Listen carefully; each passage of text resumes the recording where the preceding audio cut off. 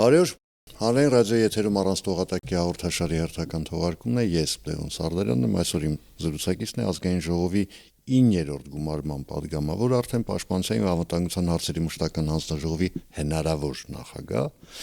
քաղաքացիական պայմանագիր խմբակցության անդամ Վիլեն Գաբրիելյանը, բարև ձեզ։ Բարև ձեզ։ Պարոն Գաբրիելյան, մինչ գալիք խորհրդարանական աշխատանքներին անդրադառնալը, վերջին անգամ, երբ մենք այստեղ զրուցում ենք, երբ դուք հայտնի պատճառներով մանդատը դրել էիք, դուք մի մտահոգություն ունեիք, որ թողել եք մի շարք օրինագծեր, կիսապատրաստ, կիսահուն վիճակում, որոնք համարում էիք, որ կարևոր են Հայաստանի պաշտպանունակության բարձրացման համար, եւ այսպես մտահոգություն ունեիք, որ այդ փաստաթղթերը այդ վիճակում էլ կմնան։ Ինչ եղավ հետո։ Այդ փաստաթղթերը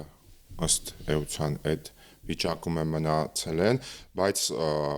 գործընկերներիս այդ տեսանկյունից իհարկե ես չեմ եղալի, որտեվ իրականում այդ փաստաթղթերը այդ նախաձեռնությունները առաջ տանելու համար բավականին մեծ ժամանակ էր պետք եւ հաստատ տենց ինքը կարելի ասել մի 6-7 ամիս ժամանակ է պետք, որպեսզի դու այդ փաստաթղթերը ուսումնասիրես, հասկանաս ինչի մասին է խոսքը, որ կարողանաս դարձնես այդ փաստաթղթերը քոնը եւ գնաս առաջ տանես այդ նախագծերը, իրենց հետ ոչ մի բան չի եղել, իրենք այսպես ասած մնացել են դարակում, բայց միաժամանակ նաև ինձ համար անձնապես հենց այդ փաստը, որ մնացել էին դարակում, եղել է մոտիվացիա, որպեսզի ես մեր կուսակցության ներսում կրկին առաջադրվեմ որպես падգամավորի թեկնածու, այդ թվում նաև որպես ազգային ժողովի պաշտպանության և անվտանգության հանձնաժողովի նախագահի թեկնածու, որ ես գնամ եւ այդ պրոյեկտները, որոնց վրա աշխատել եմ երկար ժամանակ, նորից փորձեմ տանել առաջ։ Հələ այդ թեմային կվերադառնանք, հիմա Կիրակի օրը այդպես ստացվել է, որովհետեւ ազգային ժողովի կանոնակարգ օրենքն է այդպես պահանջում, Կիրակի օրը կգումարվի արդեն 9-րդ գումարման խորհրդարանի առաջին նիստը, որի ժամանակ պետք է ձևավորվի ըստ էության խորհրդարանի ղեկավար կազմը, ազգային ժողովի նախագահ, 3 փոխնախագահներ, հանձնաժողովի նախագահներ եւ կուսակցությունը առաջարկել է ըստ էության ընտրվել եք դուք որպես պաշտպանության եւ անվտանգության հարցերի մշտական հանձնաժողովի նախագահի թեկնածու։ Այո։ Հիմա տեսեք, ես շատերի հետ եմ խոսել ձեր թիմակիցների, այնտեղ բավական հետաքրքիր իրավիճակ է կապված, թե ինչպիսին կլինի այդ տեսլականը, ինչպիսին կլինի խորհրդարանի աշխատանքը։ Կան մտքեր, որ պետք է գնալ այնտեղ ու պատասխան պահանջել հատիկ ընդդիմության արած բոլոր արտահայտությունների եւ մեղադրանքների համար, կա նաեւ տարբերակ, այսպես բավական չափավոր, որ հա պետք է փորձենք այս մարդկանց հետ աշխատել, բերել կառուցողական դաշտ, որովհետեւ կան ընդհանուր խնդիրներ, որոնք քաղաքական կոնյունկտուրայից դուրս են, եւ փորձել ընդհանուր լուծումներ գտնել։ Հիմա դուք այս երկու տարբերակից որի կողմնակիցն եք։ Ես նախևառաջ պետք է ասեմ, մինչև լիագումար նիստը մենք իհարկե նաև ըստ կանոնների ֆրակցիայում ընտրություն ունենք թեկնածուների հաստատման, ինչ վերաբերում է ձեր մատնանշած երկու տարբերակի, իսկ ինչու եք դուք ինձ դեմ դնում ընտրություն երկու տարբերակի միջև։ Իմ պատկերացմամբ այդ երկու տարբերակը իրար հետ կարան համահունչ աշխատացվեն, այո, կան արտահայտություններ, որոնց համար միանշանակ ընդդիմությունը պետք է պատասխան տա, բայց կան նաև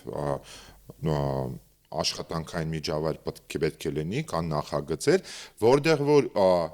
ես կարող եմ պնդել, որ մենք միանշանակ պատրաստ ենք եւ հույս ունեմ, որ ապագա խորհրդարանական ընդդիմությունը գիտակցություն եւ խելամտություն կցուցաբերի եւ չի մտնի 8-րդ գումարման ընդդիմության ոչի մեջ, այլ կգա, կհամագործակցի, կաշխատի ի նպաստ Հայաստանի Հանրապետության եւ Հայաստանի Հանրապետության ժողովրդին, որովհետեւ դա ընդդիմությանը վնաս չի տալու, հակառակը, եթե ընդդիմությունը այն բոլոր նպատակները, որոնք որ հռչակել է,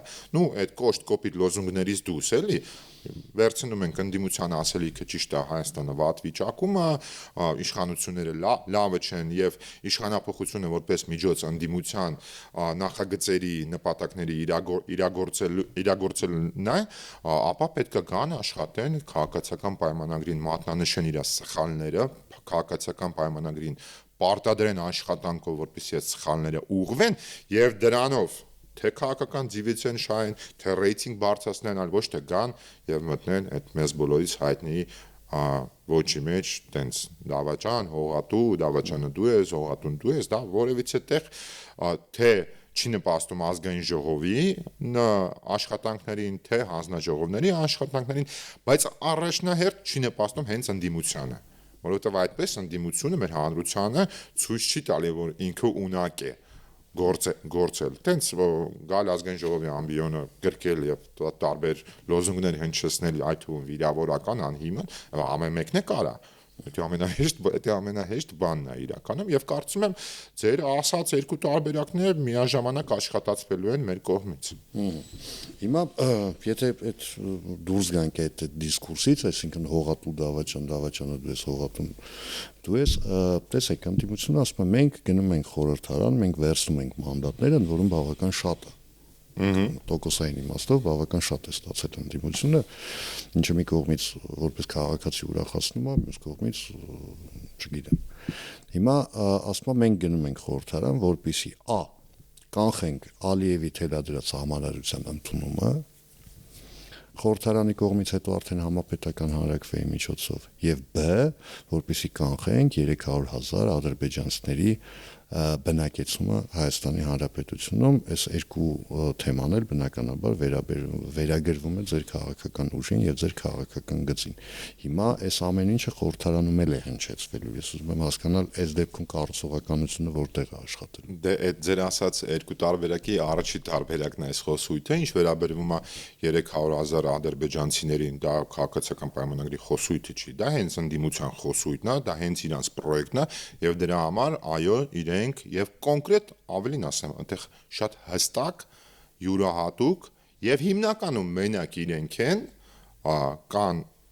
սուբյեկտներ, որոնք դա հնչեցնում են եւ այդ սուբյեկտները պարտադիր 300,000 անգամ ստանալու են պատասխանը դրա եւ որովհետեւ նախընտրական շրջանում դա մեր հանրության վրա նաեւ հանդիսացել է հատուկ հոգեբանական հարձակման գործիք եւ ինչ վերաբերվում է սահմանադրությունը չի կարող պարտադրված լինել, որովհետեւ կա հստակ գործառույթ եւ սահմանադրության փոփոխությունը լինել չլինելու որոշել են Հայաստանի Հանրապետության քաղաքացիները։ Հիմա այս խոսույթի կոնտեքստում նշանակում է, եթե քաղաքացիները գնացին եւ այո, ոչ այ հիմնականում ելնում սահմանադրական փոփոխությունների մասով, եթե քվեարկեցին այո, ապա ի՞նչ է նշանակում։ Նշանակում է, որ դա ինչ-որ մեկը մեզ պարտադրել է, ոչ, դա քաղաքական օրակարգ է, որը որ քաղաքացիական պայմանագիրը դեռ 18 թվականից հնչեցրել է, տարբեր սուբյեկտիվ եւ օբյեկտիվ պատճառներից եկել ենք հասել ենք այսօրը սահմանադրության փոփոխությունը չեմ ուզում առանձնացնել որևիցե մի հոդված կամ գրված կտե բազմաթիվ խնդիրներ կան իրականում մեր 15 թվականի ընդունված սահմանադրության եւ դրանք պետք է փոփոխվեն, որպեսզի մեր հանրապետությունը առաջ շարժվի, որովհետեւ այդտեղ կան բաներ, որոնք որ համահունչ չեն 21-րդ դարին եւ այդ կոնտեքստում դա կլինի հանրաքվե, թե չլինի հանրաքվե, որոշել են Հայաստանի Հանրապետության քաղաքացիները։ Հիմնական մեղադրանքներից մեկը նաև որ հնչեցվում է, որի հետ դուք արդեն գործիք ունենալու արդեն, եթե ընտրվեք հանձնաժողովի նախագահ, անվտանգային խնդիրը նկատի ունեմ, խոսքը վերաբերում է նրան, որ ասում են, որ Հայաստանի գործող իշխանությունը ամեն ինչ արեց, ենթարկվեց արևմուտքի սադրանքներին, սրեց հարաբերությունները Ռուսաստանի Դաշնության հետ, դրա արդյունքում Հայաստանը հիմա հայտնվել է լինել չլինելու վտանգի առաջ, որովհետև երբ մենք չունենք Ռուսաստանի պես հավատարիմ նվիրված դաշնակից, խուսափել Հայաստանի վիլայեթացումից իմ բառը չի մեջբերում եմ անում, հնարավոր չի։ Հիմա ինչի սրեցիք հարաբերությունները Ռուսաստանի հետ օրինակ։ Ես համաձայն չեմ այդ գնահատականի հետ, որ մենք ենք սրել հարաբերությունները Ռուսաստանի Դաշնության հետ, այո, Ռուսաստանի Դաշնության հետ հարաբերությունում կա որոշակի լարվածություն, բայց կարծում եմ ինքը տենց ժամանակավոր բան է եւ միանշանակ լուծվող են այն խնդիրները, որոնք որ կան կամ հանդիսանում են որոշակի լարվածության պատճառ եւ բայց կուսեմ այդ վիլայեթի պահին անդրադառնամ էլի այս մեր Հայաստանյան քաղաքական խոսույթի մեջ դե ոնց որ երկու տարբերակ են Հայաստանի Հանրապետության արչև մարդիկ իրանց խոսույթով դնում էլի դե կամ վիլայետ կամ գուբերնիա դե տես չի լնում ոչ այն էլի Հայաստանի Հանրապետությունը անկախ պետություն է աշխարհի քարտեզի վրա կան հարյուրավոր պետություններ, որոնց հետ պետք է ունենալ հարաբերություններ, առավելևս միջազգային հարաբերություններում պետք է արդեն Հայաստանի Հանրապետության այդ թվում նաև քաղաքականությամբ զբաղվող մարդիկ հասկանան, որ այտենց է իրականում միջազգային հարաբերություններում չկան մշտական թշնամիներ եւ չկան մշտական բարեկամներ, կա քո հանրապետությունը, քո ժողովուրդը եւ կան շահեր որոնց համար դու պետք է պայքարես, աշխատես, որպեսզի քո հանրապետությունը լինի ինքնիշխան, անվտանգ, քո ժողովուրդն ապրի բարեկեցիկ։ Հիմա եթե մեկի հետ 100 տարի պայմանական թշնամություն ես անում, պետք է գնալ խորանալ հասկանալ, քեզ թշնամություն անում, որոնք են դրա պատճառները եւ այդ ի վերջո այդ հարցը մի օր պետք է լուծվի, էլի։ Պետք է ինչ-որ քո հարևանն է, անմիջական հարևանը դա էլի։ Եվ պետք է գնաս աշխատես այդ խնդիրները լուծես եւ որևիցե մեկին հնարավորություն չտաս որպեսզի դրանով Հայաստանի Հանրապետության համար ավելնորդ մարտահրավերներ ստեղծեն առանց դրան մենք բազմաթիվ մարտահրավերներ ունենք որոնք պետք է կամ զսպենք որոնց դեմ պետք է պայքարենք կամ դիմակայենք Մարտահրավերներից մեկը այն էր որ 22 թվականին երբ Ռուսաստանը սկսեց պատերազմել Ուկրաինայի դեմ առանց այդ էլ խնդիրներ կային տեխնիկայի, ռազմական տեխնիկայի մատակարարումների հետ կապված, դրան գումարվեց նաև պատերազմը, Ռուսաստանը բնականաբար կենտրոնացավ սեփական կարիքների վրա, չնայած այդ ընթացքում չմոռացավ Ադրբեջանին պայմանագրային պարտավորություններով ստանձնած մատակարարումներն անել, բայց ստեղծվեց մի իրավիճակ, երբ մեր դաշնակիցը, որի հետ մենք ունենք պայմանագրային հարաբերություններ, դադարեցրեց զինամթերքի մատակարարումը, զենք զինամթերքի, եւ ստեղծվեց մի իրավիճակ, որ Հայաստանը այդ պահին պետք էր շատ արագ ինչ-որ գործողություններ անել, որպեսզի այդ բացը լրացվեր, որովհետեւ Ադրբեջանը որքան էլ մենք ասում ենք, որ հողի վրա մենք գնում ենք դեպի խաղաղություն, բայց եթե դու անատամ ես, խաղաղություն չի կարող լինել, ճիշտ է։ Ինչ որ Հայաստանի Հանրապետությունը արել է եւ հիմնական պատճառը հենց ռուս-ուկրաինական կոնֆլիկտի պատճառով բացա չէ պետությունը կոնֆլիկտի մեջ առաջնային պետք է իր ռեսուրսը սպասարկի եւ դա շատ բնական է եւ հասկանալի է Ռուսաստանի Դաշնության այդ կարիքները եթե իրենք կոնֆլիկտ ունեն Հայաստանի Հանրապետությունը պետք է գնալ այդ ճանապարհներ գտներ, որպեսզի զենք զինամթերքի շուկան ենթարկվի դիվերսիֆիկացիայի եւ Հայաստանի Հանրապետությունը աշխատել է եւ որպես արդյունք բոլորս տենում ենք, որ Հայաստանի Հանրապետությանում դա ստացվում է եւ ստացվում է շատ բավականին արդյունավետ։ Այդ իմաստով անվտանգային իմաստով բավական կարևոր կոմպոնենտը չնայած ինքը որպեսի լիարժեք դառնա երևի մի 4-5 տարի դեռ պետք է ռազմաարդյունաբերության ոլորտը Հայաստանի Հանրապետության, որը այսպես թափով զարգանում է հիմա չմեջբերեմ ինչքան գումար է պետությունը տվել այդ ոլորտին, ինչքան հետ ենք ստացել արդեն ինչքան նամատել բանակը ինչքան է կիրառում այդ ցանկացած մեկը կարող է գուգլել ընդհանրապես ստանալ այդ թվերը բայց հիմա ռազմաարդյունաբերության ոլորտում եթե դուք դառնում եք օրինակ պաշտպանության եւ անվտանգության հարցերի մշտական հանձնաժողովի նախագահ ինչ օրենսդրական լուծումներ ունեք որպեսզի այս ոլորտը ավելի արագ սկսի զարգանալ որովհետեւ ելի եմ ասում լավագույն տարբերակով մեզ ասում են որ մենք 3 տարի առնվազն հանգիստ շնչելու ժամանակ ունենք հետո կերևա ռազմաարդյունաբերությունը այնուամենայնիվ պետք է ասեմ որ որքան էլ որ վերաբերվում է պաշտպանական ոլորտին ամեն դեպքում նաև տնտեսություն է եւ ռազմաարդյունաբերությունը մենակ Հայաստանի Հանրապետության զինված ուժերի կարիքները սպասարկելու մասին չէ մեր ռազմաարդյունաբերությունը կարողանանք համարել զարգացած եւ 21-րդ դարին համահունչ այն դեպքում, երբ որ մենք ռազմաարդյունաբերական արտադրանքը գնա դեպի այլ երկրներ, այնտեղ պահանջարկ ունենա եւ դրա համար այդ պահը կարծում եմ շատ կարեւոր է ֆիքսել, որ մենակ պաշտպանություն չի տնտեսությունը, ել չեմ ասում նրա մասին, որ իհարկե դրա հիմքում էլ կա գիտությունը կրթությունը առանց դրան դու չես կարող զարգացնել ռազմաարդյունաբերությունը եւ այդ կոնտեքստում շատ ողջունել է, շատ լավ է, որ պետությունը մեծ գումարներ է ներդնում եւ դեռ պետք է ներդնի ռազմաարդյունաբերության ոլորտում արդյոք կան խնդիրներ, միանշանակ կան խնդիրներ։ Ես հիմա նախագծերի մասով չեմ անդրադառնա, բայց օրինակ ես ունեցել եմ մի օրենքի նախագիծ, որը վերաբերվում է ռազմական նշանակության արտադրանքի եւ այդ նախագծի մշակման իմաստը հենց նրանում է, որ քանի որ մեր այնուամենայնիվ օրենսդրական դաշտը կատարյալ չի եւ ես խորապես համոզված եմ, որ Հայաստանի Հանրապետության խնդիրների մեծ մասը իրականում տասնյակ տարիներ, որոնք որ եղել են, էլի, եւ ես նաեւ համարում եմ, որ անկատար օրենսդրական դաշտն է հիմնական համակարգային կոռուպցիայի հիմքը, այլ ոչ թե վատ պաշտոնյաները, որտեվ օրինակ չի կարա Վիլեն Գաբրիելյանը, երբ որ կա շատ բավականին հստակ մեկնաբանություններ տեղ չտվող իրավական ձևակերպումներ, գա ինչ-որ միտեղ դառնա որոշումներ կայացնող պաշտոնյա եւ ասի, որ ես օրենքին հակառակ որոշումներ պետք է կայացնեմ։ Մեր մոտ օրենքները տասնյակ տարիներ շարունակ գրվել են այնպես, որպեսզի որոշման մի մասը այնտեղ որտեղ որ իրականում դա պաշտոնյա է որոշումը չի, դա տեխնիկական ստանդարտներին համահունչ որոշում պետք է լինի, մնա պաշտոնյայի վրա,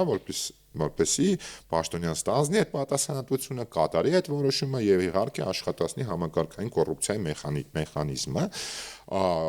եւ այդ կոնտեքստում օրենսդրական դաշտում թե ռազմաարդյունաբերության ոլորտում բավականին մեծ գործ կա, որպեսզի ռազմաարդյունաբերությունը ստեղ ես իմ խոսքը կդրեմ, պետք է ասեմ, բարձր տեխնոլոգիաների նախարարությունը այս տարիների ընթացքում բավականին մեծ գործ է արել, որտեղ ժամանակին ռազմաարդյունաբերության ոլորտը մեծ համասամբ Հայաստանի Հանրապետությունում աշխատել է բացարձակապես համապատասխան կառավարության մեկ որոշմանը։ Եթե ես չեմ սխալվում 1538N համարներ, ուրիշ իրավական հիմք ռազմաարդյունաբերության ոլորտը չի ունեցել, բայց մենք զարգանում ենք, մենք փորձ ենք ձեռք բերում, շարժում ենք առաջ, ունենք արդեն որոշակի օրենսդրական բազա։ Զարապես այդ ճյուղի ղեկավարումը ժամանակին անաշխատ եկամուտի պես մի տեղ էր, որ գնում էին աշխատավարձ են ստանում, չկար ոլորտը։ Դե ինքը տենց համակարգային խնդիրներ ունեցող ոլորտ է, էլի։ Հիմա տարբեր տեսակետներից կանանք դրան անդրադառնանք, էլի, իսկ օրինակ ինչու ռազմաարդյունաբերության կոմիտեն որպես այդպիսին ինչ-որ ձևաչ կառուցվածքային առումով գտնվում է բարձր տեխնոլոգիաների նախարարության կազմում։ Տենց դա քննարկման բան է, էլի, հիմա այս կողքից որ նայում եմ, դրա մեջ որոշակի խնդիր կա, բայց կարող է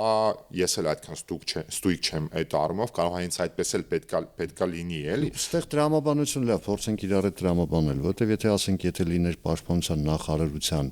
պիենտակայության տակ պաշտպանության դա միանշանակ է, որ չպետք է դա միանշանակ է, կճնշեինք, ասել դա միանշանակ է, որ չպետք է լինի, որտեղ այնուամենայնիվ պաշտպանության նախարարությունը իր էությամբ այնուամենայնիվ եւ տես պետք է լինի որոշակի առումով փակ կառույց է եւ ըստ էության ռազմաարդյունաբերությունը ոնց որ եղել է այդտեղ եւ մենք չենք տեսել հենց ձեր ասած կոնտեքստում կատարելագործում եւ աճ դրա համար կոմիտեն ոնց որ որոշակի առումով տենց դուրս է բերվել պաշտպանության նախարարության հենց բունի ընդհակայության տակից, բայց էլի ասեմ, որ պետքա նստել, քննարկել, փորձագիտական ներուժներ գրավել, որպեսզի հասկանանք մենք բուն կոմիտեն օրինակ ոնց աշխատացնենք, որ այլ ավելի արդյունավետ աշխատի եւ դա պետական գործառույթ է, որը որ ես վստահ եմ փաստա, որ ներկայումս 18 թվականից սկսած իր բոլոր դժվարություններով հանդերձ, բայց ունենք արդյունքներ։ Արդյոք այդ արդյունքները մեզ բավարարում են թե ոչ, ես կարծում եմ մենք մի հատ տես բոլորս կողմ ունենք, որ մեր արդյունքները երբեք մեզ չեն բավարարել, որտեղ մենք միշտ դեպի ավելի լավը, դեպի կատարյալն ենք ձգտում, ինչ որ էլի շատ լավ է, եւ ինքը աշխատանք է, որը պետք է անել, ես այս կոնտեքստում կուզեմ ասեմ, ես այդ նաեւ երբ որ ազգային ժողովի պատգամավոր եմ եղել, ինձ համար սովորել եմ մի կարևոր բան, որպեսզի այն նպատակները, որոնք որ մենք ունենք, հասնեն արդյունքի եւ հասնենք այդ նպատակի, պետք է ուղղակի լինել համբերատար, հավասարակշիռ եւ շատ կարեւոր է լինել հետեւողական։ Շատ դեպքերում լինում են նախագծեր, պրոյեկտներ, որոնք որ մենք ոնց որ բերում ենք, նախաձեռնում ենք, մի անգամ կոպիտ ասած գնում ենք, բախվում ենք պատին եւ ձեռք ենք կաշում, ոչ, եթե բախվում ես պատին, ուրեմն ինչ-որ խնդիր կա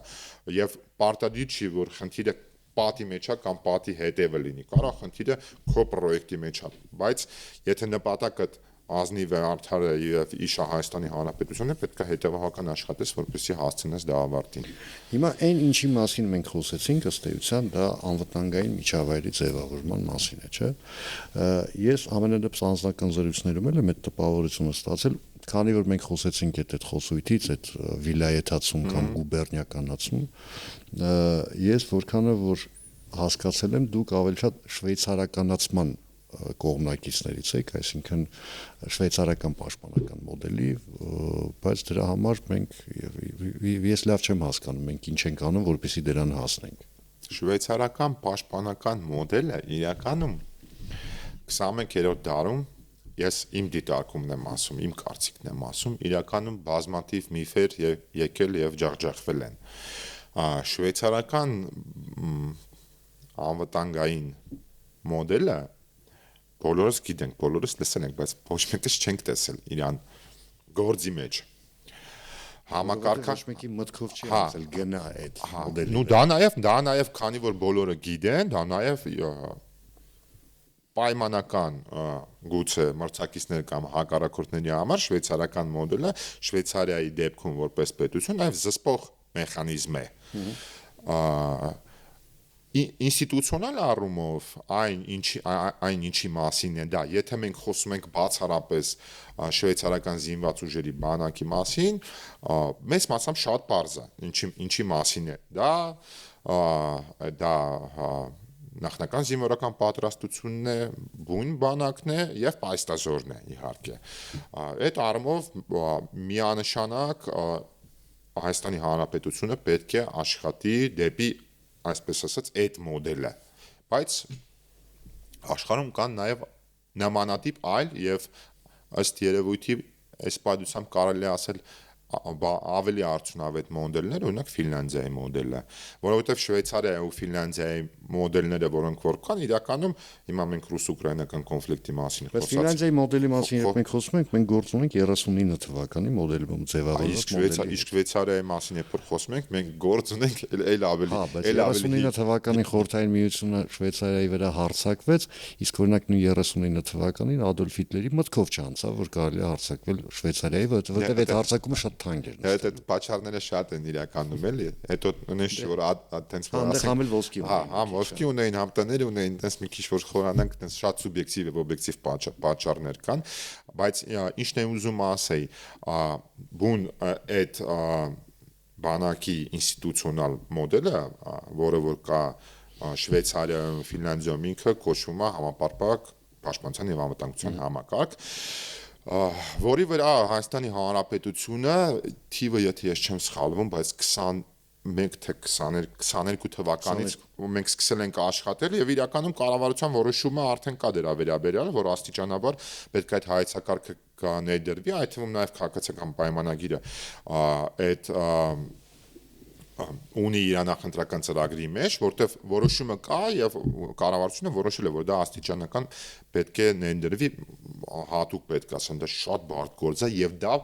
այդ համակարգը բացառապես բանակի մասին չի, դա ամբողջ քո պետական համակարգի, քո պետության եւ քո հանրության մասին է, բայց անդրադառնալով խոսքիս, այդ մոդելները, քանի որ ռուս-ուկրաինական կոնֆլիկտի մասին խոսացինք, իրականում ներկայումս նաեւ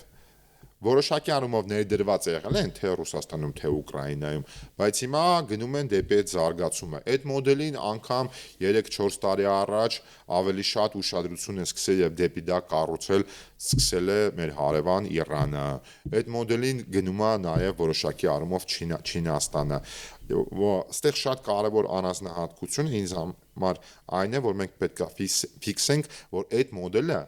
բանակի մասին չի, միայն այդ մոդելը ամբողջ քո պետության մասին է, քո հանրության մասին է, որը որ արտակարգ եւ պատերազմական իրավիճակներում պետք է adekvat իրեն դրսևորի, պետք է լինի դիմակայուն եւ տոկուն։ Քանի որ բանակի մասին էր խոսք գնաց, բնականաբար չենք կարող խուսափել, թե ձեր ուղիղ անմիջական պարտականությունների մեջ է մտնելու նաև այս թեման։ Տեսեք, շատ են դժգոհությունները, որ մենք ոչ մի կերպ չենք կարողանում պոկվել այդ պրուսա խորհրդային բանակի մոդելից։ Ոչ մի կերպ չենք կարողանում պոկվել։ Հիմա հա բարեփոխումներ կան, բանակի կերպափոխում եւ այլն, բայց միևնույնն է, հա, այդ որ մարդ կրակելու փոխարեն շարային վարժություններ անում, դա հա ահագին մարդուն նյարդայնացնում է, այն իմաստով, որտեղ քայլելով վաղուց արդեն մարդի չեն գնում։ Մենք հետևողական աշխատում ենք այդ ուղղությամբ։ Եվ այդ կոնտեքստում, որ ասում եք չեն կարող փոխվել, դե հիմա ոնց կարանք 5-10 տարում, իսկ 10 տարում կկարողանանք փոխվել այն բանից, որի մեջ եղել ենք 100 տարի։ Մոտավորապես էլի։ Դա աշխատանք է, էլի, դա պետք է հետևողական աշխատես։ Դա նաև սերնդի խնդիր է, հիմա որ տենց նայեք, ես 83 թվականին եմ ծնվել, բայց կարծում եմ թե ձեր մեջ, թե իմ մեջ որոշակի տենց այդ մեր պատկերացրած, որը որ մենք գուցե համարում ենք վատ ռուսական, բայց նույն Ռուսաստան Դաշնությունում իրականում համարում են, որ դա ճիշտ է, եւ դա քննարկել է որոշակի առումով, տեղ կա կարող է նաեւ դա ճիշտ է, բայց մենք աշխատում ենք ռուսական խորհրդային նույն բանակի կերպարանափոխման հայեցակարգի կոնտեքստում մենք աշխատում ենք այդ ուղղությամբ, որ լինենք 21-րդ դարի ունենանք համահուչ բանակ, լինենք արդյունավետ, մոբիլ, պրոֆեսիոնալ բանակ ունենանք, բայց դա ոնց որ այդ վերջնական նպատակն է, այստեղ պետք է այդ պահը հասկանալ, էլի, այն բուրգի մեջ, կամ չգիտեմ, բուրգ բառը երևի սխալ է, էլի, իրականում, այնքան խնդիրներ կա, որ պետք է մենք տես շատ մանրակրկիտ գնանք այդ խնդիրների լուծումով։ Ես ձեզ մի հատ օրինակ բերեմ, օրինակ Պայստազորի մասը։ Մեկ պարզ բան եմ ասում, որը որ լսել եմ բազմաթիվ ընկերներիցս, որոնք որ գնացել են եւ մասնակցել են վարժական հավաքների, ասենք Եվ դա քննարկման հարց է, էլի, եւ դու որ քննարկես իրականում ես կարծում եմ պաշտպանության նախարարության մենք գործընկերների հետ մենք դրա լուծումը կգտնենք ի վերջո, բայց կա կանոնակարգ, կա որի համահունչ պաշտպանության նախարարությունը դեռ աշխատում է եւ պետք է աշխատի, դա պետք է լինի որոշակի առումով մեր ապագայի անելիք, ունը պարզ բան եմ ասում, ես կանչվել եմ վարժական հավաքի, ես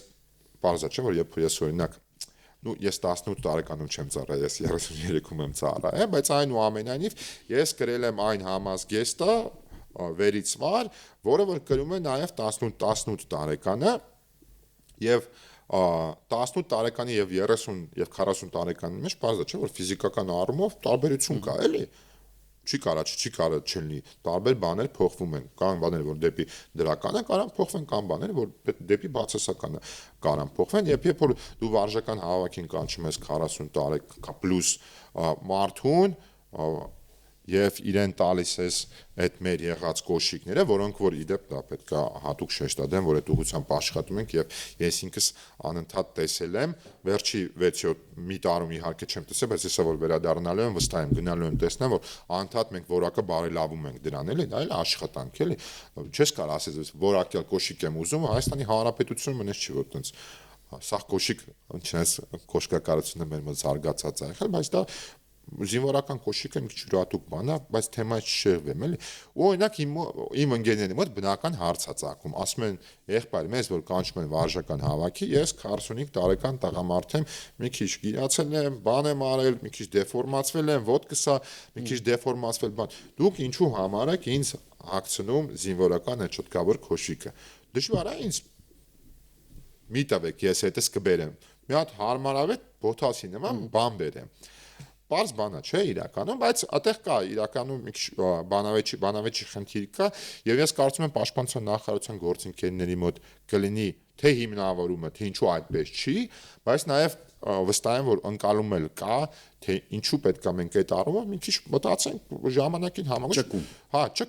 Ճկուն, էլի, որպեսզի նույն վարժական հավաքի եկողի համար աշխատում ենք, միջից պահ աշխատում ենք եւ աշխատում ենք շատ ավելի հարմարավետ պայմաններ ստեղծել այդ վարժական հավաքին մասնակցելու համար, որտեղ պարզա չէ կայացած մարդը գործ ունի, ընտանիք ունի բան եւ այդ ընթացքում այդ թվում նաեւ օրենսդրական փոփոխություններով ահագին բաներ բարելավել ենք, օրինակ